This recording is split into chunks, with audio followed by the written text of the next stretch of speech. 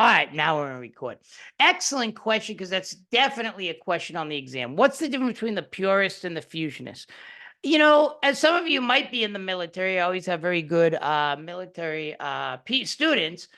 That is essentially the idea that should, right, the military be trained in purely military ways, or should the military, take on other responsibilities? And in the article, it was pretty interesting, because does anyone know what they were working on in the article? They were from ROTC, Missouri. What they were specialists in something. Does anyone remember? Army. They were in the Army, right? But what were they specialists in? Who remembers? Agriculture. Excellent. Yeah. Javier. Or Savior. Javier, Savior, depends on how you pronounce it. Yeah, so the idea is that the military gets trained in a different way. Now, it seems to be going in this direction anyways. So it is pretty interesting that this article, there are people out there that think they shouldn't be, that it should be a pure military training. And that is one of the problems that happened with the Iraq war. Oh, that would be a good question on there. That the DOD took over Iraq, opposed to the State Department and other developmental agencies under Donald Rumsfeld, and that they really didn't know how to, quote unquote, develop a country. Not that it's easy anyways, but they didn't have the wherewithal. So that's an excellent question to begin with. So that will definitely be on there. And there's also going to be some other things that I used in my American foreign policy. I'm not giving that one anymore, that I'm going to add towards the other modules. And we're going to do a big one on the Middle East and everything that's going on there. Excellent. So what other questions are there? Any other good questions? What about Hans Morgenthau? How would he be on there? What was his contribution? Who remembers Hans Morgenthau? Remember him at the beginning in the book? He talked about a lot of things. Power is, and if you took my global politics, what? Is it saying that power is like ambiguous almost? Yes, Aaron, excellent. It is ambiguous, meaning that just because you're an industrialized power, now we were able to defeat Germany and Japan, woohoo! But we lost a lot of wars. I mean, Afghanistan, Vietnam, some people might say Nicaragua, Grenada was a fiasco. A lot of people don't remember. You probably weren't born then, neither was I. That was in the 80s. But just because you're an industrialized power, there's other ways to measure power. One of the ways, as I talk about, when you do start getting into conflict, the Vietnam case is incredible, because essentially we were beat by, and people don't like to say that, but it's true, we were kicked out by people who Lyndon B. Johnson called pajama people, people who are essentially, wearing pajamas because they didn't have a former military uniform. They beat the Chinese, then they kicked us out, and then they went in and kicked out Pol Pot out of Cambodia and defeated the Cambodians. They were tough as tacks, but we really underestimated them. They had massive amounts of tunnels. Now you can actually go and, as tourists, see the tunnels where they lived. Absolutely amazing, different types of power. National character can be a power. At the beginning of the Vietnam War and at the beginning of the Iraq and Afghanistan War, a lot of people were gung-ho for these wars, but then they kind of petered out. Same thing could be with Russia. Russia was 100%, not 100%, but very much behind Putin with the Chechen wars, and then even to a certain degree, the Ukrainian war. But will this sooner or later change the national character of Russia, and the fact that they don't want to go to war anymore, that they don't see it useful? And that did happen with Russia. What war and what government was overthrown? If you took my POS 160 and watched the movie, who was overthrown during what war? Because the war was a disaster for Russia. Does anyone know? Come on, who was overthrown in Russia? Anyone? Are you people here? Are you alive? The Tsars, right? Very good. William Lindau, right? Because it's WL.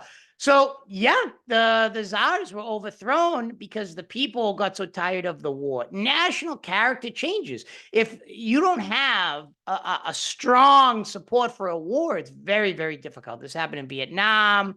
This happens to a lot of countries, Russia, in Afghanistan, etc. So, power is kind of ambiguous. You might be the toughest player on the block, but if you don't have other certain things, like no one wants to die in the jungle of Vietnam, or, the people aren't supporting the war, or, just a broad array of different variables. But power is ambiguous. It's not like just industrial. It's just not military might. There's other parts of power and national security. Very good. So don't forget the counterinsurgency and beyond article reflected the fusionist approach, right? That was the one where they were showing the agriculturalists. Good point that someone brought up. Now, does anyone remember Ken Pompeo and Bolton coexist? I still keep that on there, even though it's a little dated, but it still shows who won that war, who stayed with Trump to the very end. Wasn't it Pompeo who was there until the Yeah, end? Bolton got booted out. Why is that important? For national security, a lot of people always like Putin, Hitler, Margaret Thatcher, Biden, Trump, etc. But one of the things I think we have to focus on is the bureaucracy behind these people. So obviously, like Barack Hussein Obama doesn't know everything about Libya or anything because his invasion was a disaster. So, like, who are the people behind these presidents, right, male or female, that are pushing for certain policies? And who are the winners and who are the losers? So in that case, Pompeo had Trump's ear. Pompeo was the one influencing Trump, whereas Bolton kind of got sidelined and then kicked out. That's very important because instead of just knowing the president, like a lot of people know that it's going to be Biden and Trump again. Wow, that's pretty exciting. So, who are going to be around these people? That's one of the things that's very, very important to ask. It's not just Trump in national security, it's who are the advisors of Trump. Just like the Iraq War, the people that were pushing the Iraq War were Colin Powell, Dick Cheney, Wolfowitz, among others, whereas Condoleezza Rice and Colin Powell were a little more hesitant on that front. So that would be the bureaucratic politics model, bureaucratic infighting that represents. Now, Myanmar, this is, remember, national security. I ask about Myanmar in the documentary, not like, specific information. You don't have to go and watch it again. But if you remember, there was a lot of actors in it. There was state actors, non-state actors, obviously the Rohingya, state actors. And who was one of the state actors for neighboring states? Who's getting really hurt by the Myanmar crisis that people don't think about, which is a state that's very important. When I say state, I mean country, neighboring Myanmar, who already is like the most, Bangladesh. Sorry, Jessica, I didn't see that. Excellent, Jessica. Bangladesh. You can also talk, but if you don't want to, you can also do the chatting. So Bangladesh has national security concerns about all the Rohingya coming over and other groups that the brutal kind of Buddhist nationalists, if you don't mind me using that term, have been pushing out and saying, you're not part of this country, right? I mean, people say Trump's speech is tough, but I mean, the Buddhists are brutal in the Buddhist nationalists in Myanmar. But if you look at it, it encompasses that crisis, everyone, neighboring states, the state itself, and non-state actors. So that's very important to understand national security. And you can always think about different papers you can do. This is one of my favorite ones, the Cuban Missile Crisis and Estonia. What did they represent in this? Exactly, balancing. Balancing is a realist point, ideological policy, right? In order to have peace, you have to balance. I take all the theory and kind of see what's the strengths and weaknesses, but this is a good point. Estonia, right next to Russia, felt, threatened by Russia, so it brings in NATO, right? more currently. Same with obviously what's going on in the Ukraine. Then you have, which is interesting, Cuba bringing in the Soviet Union saying, well, if you want to keep attacking us, there was an Operation Mongoose, which was going to be another attack on Cuba after the Cuban Bay of Pigs, which was a fiasco. Castro said, and the Cubans, because that's when Castro was popular, said, let's bring in weapons in order to balance the United States. So this transcends culture, language, geography, and time.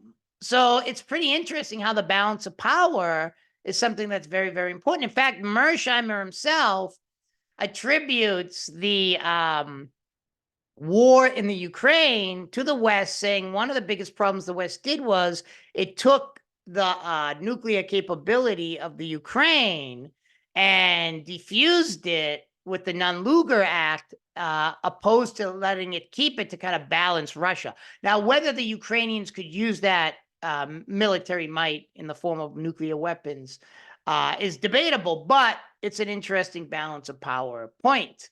In fact, Kenneth Waltz, a neo-realist, wrote an article that the Middle East would be more stable with Iran having nuclear weapons. We can debate that another time. Now, of course, if I wrote an article, the professor, because we pretty much are, I didn't get a lot of love from my parents, so you have to read my articles. So you have to read this stuff. If you had to pick one variable, what was the main thing in that log rolling plan Colombia thing? Who is influencing national security? Look, you don't know what I'm drinking because it's see-through. I could be drinking alcohol. What is the, who remembers? Plan Colombia, log rolling. Who's benefiting from this? It's what kind of actors, if you had to say an actor. And these are all within all foreign policies, national security policies of all states. The big one. What do you want to do? What? Was it corporations in the military industrial complex? Oh, yeah. It's economic actors, right? Corporations, military, academic complex. Look at where we are. ASU, they love all the money from any corporation that gives it. They take it from the Diablo itself. I mean, we were one of the only institutions with the Confucius Institute. Crow would take money from anywhere, and it was from China.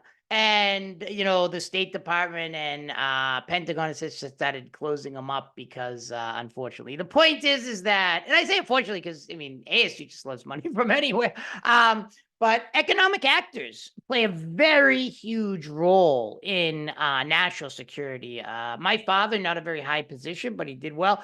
Although my mother did better, but worked at Raytheon during the 1980s. So, that was huge because Raytheon was lobbying the government, Lockheed Martin, all these things. And we talk about this in the debate with the Ukraine. If you end up posting a debate on the Ukraine, is it about saving the Ukraine? Is it about selling weapons?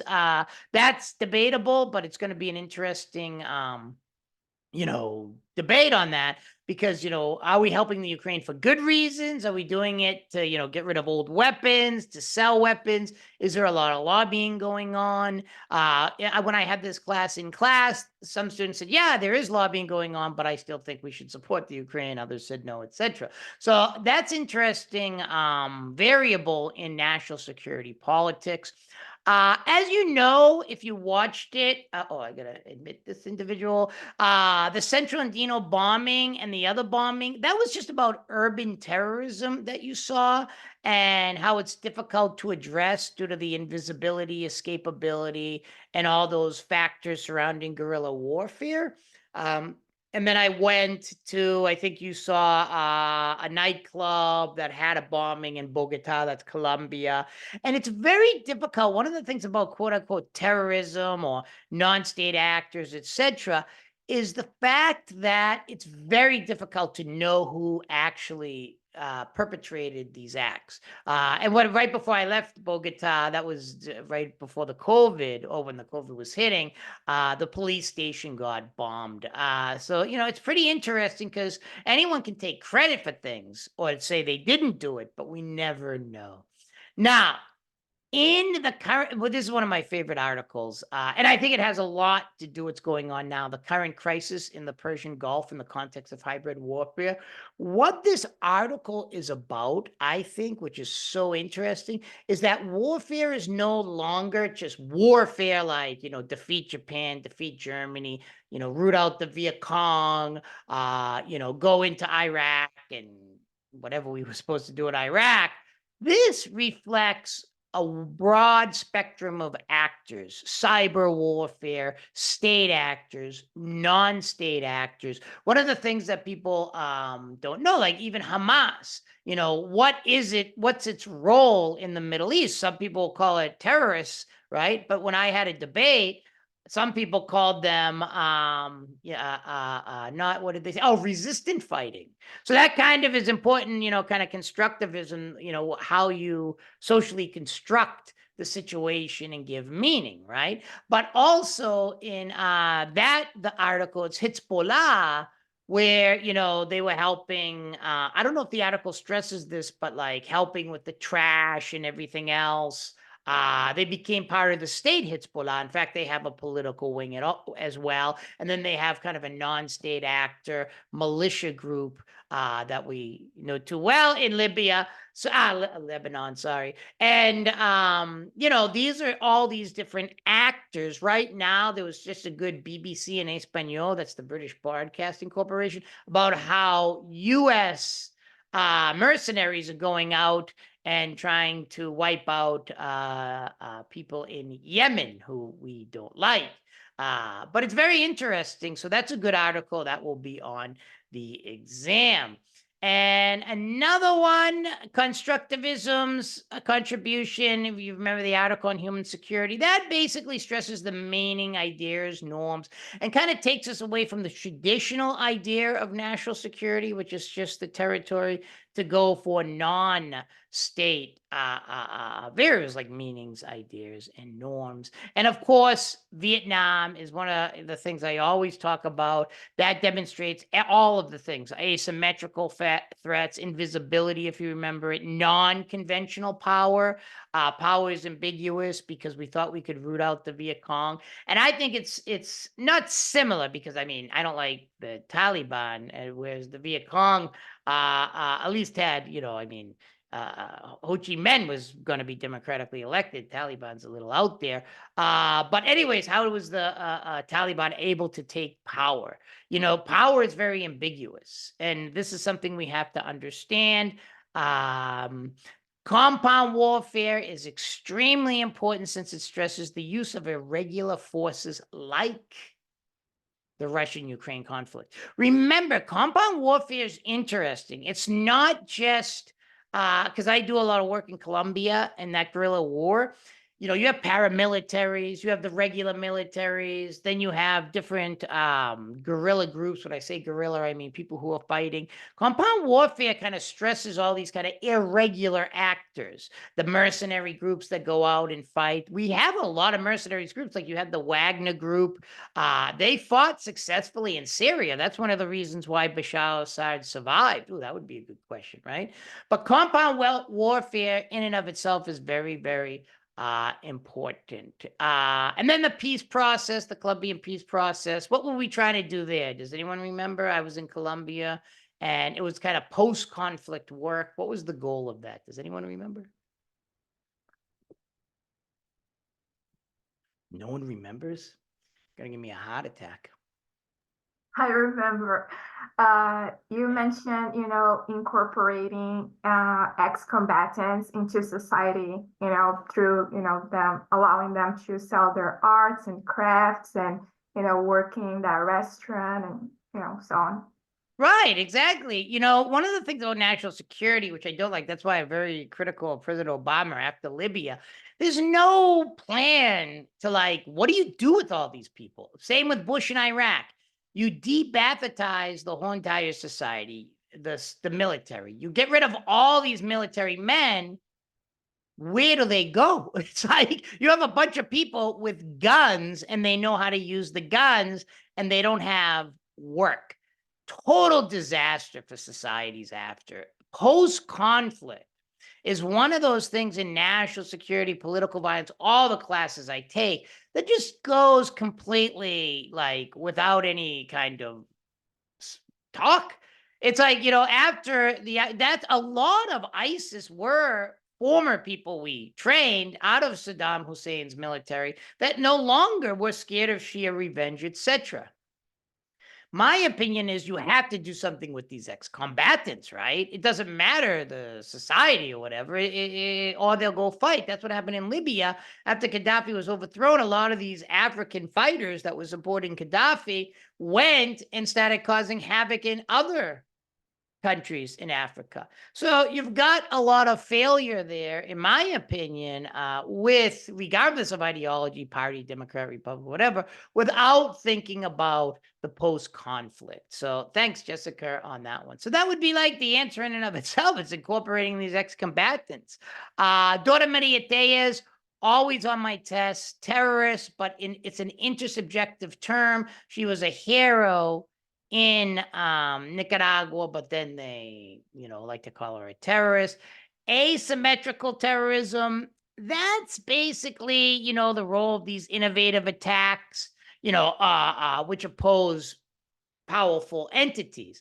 So asymmetrical terrorism is not conventional. It's not a U.S. perspective. It's not a new phenomenon. It's been along since ever. If you see the movie, and I always bring up the movie The Patriot, in my classes where Mel Gibson, that's when the United States, particularly Massachusetts, where I'm from, started a war against those British, which they got what they deserved.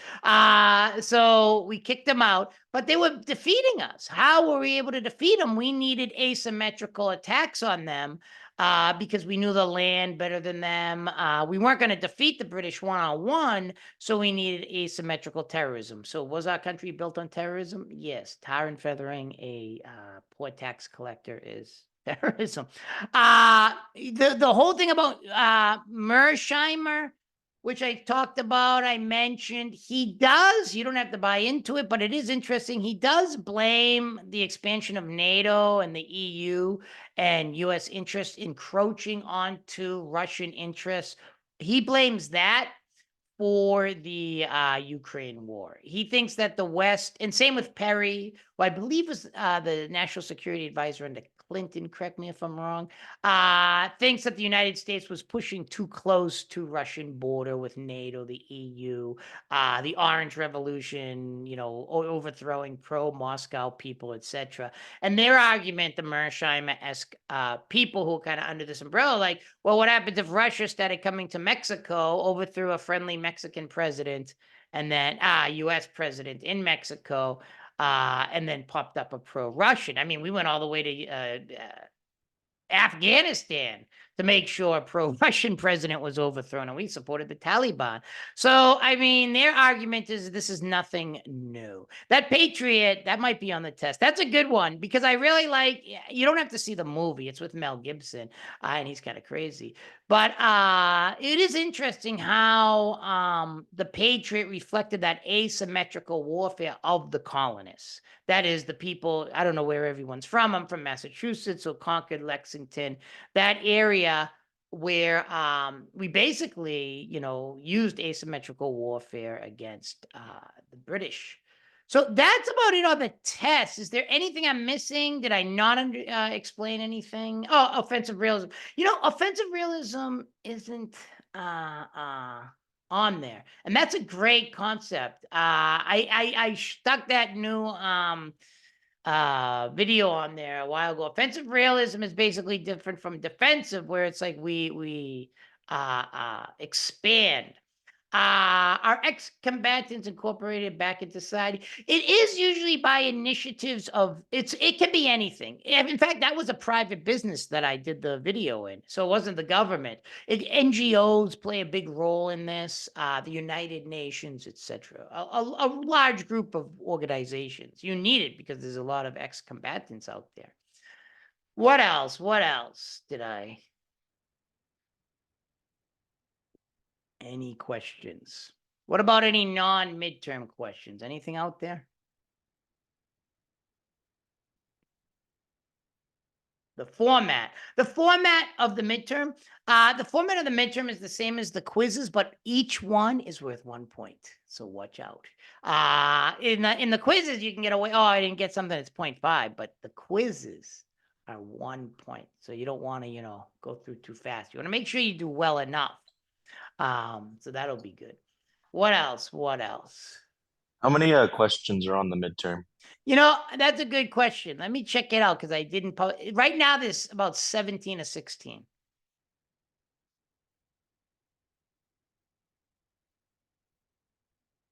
Is that it? I have like a non-quiz related question or exam Yeah, that's question.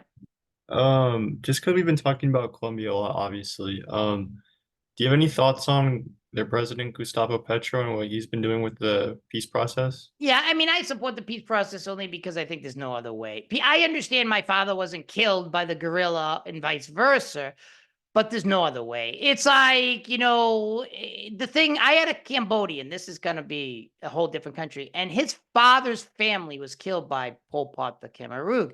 And he told me his father said, not obviously his kids, because his kid was in my class, but he said his father said, you have to move on. They killed my family, but I forgive them. You have to move on. If someone can say that, we can move on from different conflicts. I understand. I hold a grudge like Stalin, so I'm very I hold a grudge. So like I get it. Like you want to keep the war going and kill the people that maybe hurt your family or something like that. But my own petty, well, I guess it wouldn't be petty, but my own problems and suffering shouldn't stop the peace process. And Uribe, his father was kidnapped and killed by the FARC.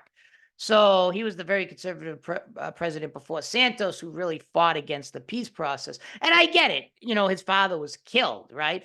But I think in the peace process, there's different parts of Petro. It was the only way forward. There's no way. And in fact, it incorporated some of the most extreme guerrilla fighters into society. So I think it worked well. I think Santos, who was before Petro, used Cuba very well to put the soldiers, the FARC soldiers there so they can't wreak havoc in Colombia. He did a good job, I think. I think he was under no other. I mean, I know a lot of friends that didn't like it in Colombia, but I just don't see another way forward. It's like, you can just continue fighting and fighting like, the old mythical soldiers fighting World War II in the Japanese highlands or something forever, but you have to sooner or later incorporate these ex-combatants. It's a good question. What else? I'm doing actually a national security class. It's only for people online doing research on, and it culminates in the guerrilla warfare with all the battle deaths and things like that. It's a 394 course. What else? Anything else? Any papers? Any thoughts or concerns? I mean, it is early to think about the paper, but these classes go by fast. Yeah, on the quiz, I'm sorry, midterm exam. Myanmar, exactly what I said. State actors, non-state actors, neighboring states, even the environment is a disaster. I know that, with all the people killed, the environment, and that's what's going on in the Ukraine. I mean, Ukraine was the breadbasket, wheat of Europe, and now it's, I mean, I don't even know why Russia wants it. I mean, it's destroyed. The environmental destruction in these wars are also bad. So all of those things in Myanmar can be asked on the Myanmar crisis. No, the final will be the last. I think we have even more modules. I think there's like 6 opposed to 3, or like 4 or something like that. So no, it will not be cumulative. Good question. What else do we have? Anything else?